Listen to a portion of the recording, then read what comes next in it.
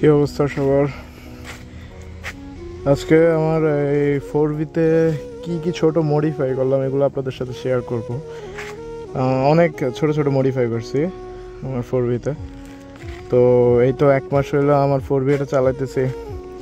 তো BS7 X connect নেই অনেক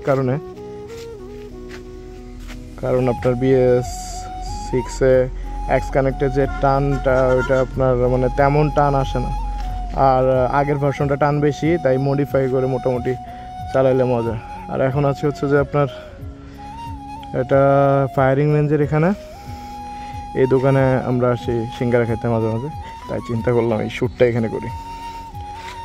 প্রথমে যদি সিটের কথা চলে আসি, সিটটা আপনার টিপার সিট, আপনার স্প্লিট সিট যেটা বলি আমরা,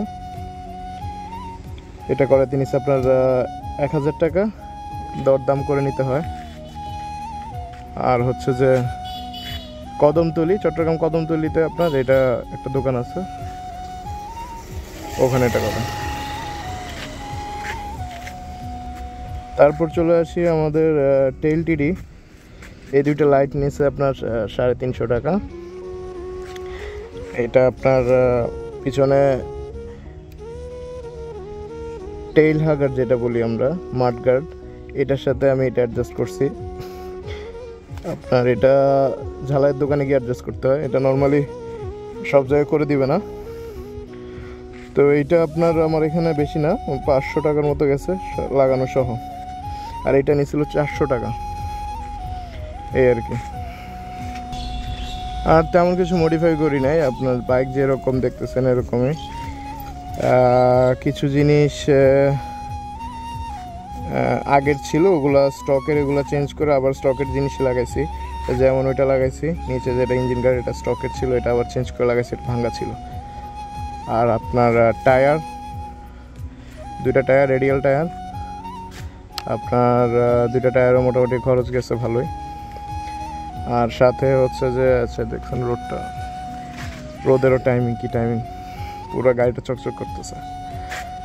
আর হচ্ছে একটা 4 ইন্ডিকেটর লাগাইছিলাম, দেখতে সুন্দর লাগে বিধায় 4 ইন্ডিকেটর লাগাইছি। এই তো, তার তেমন কোনো মডিফাইড হয় নাই, এই আর কি। তো অনেক মডিফাই বাকি আছে, আপনারা সবসময় সাথে থাকবেন, আমার চ্যানেলটা সাবস্ক্রাইব করে দিবেন পাশে থেকে, এভাবে আপনাদের জন্যই আসলে এগুলো করা।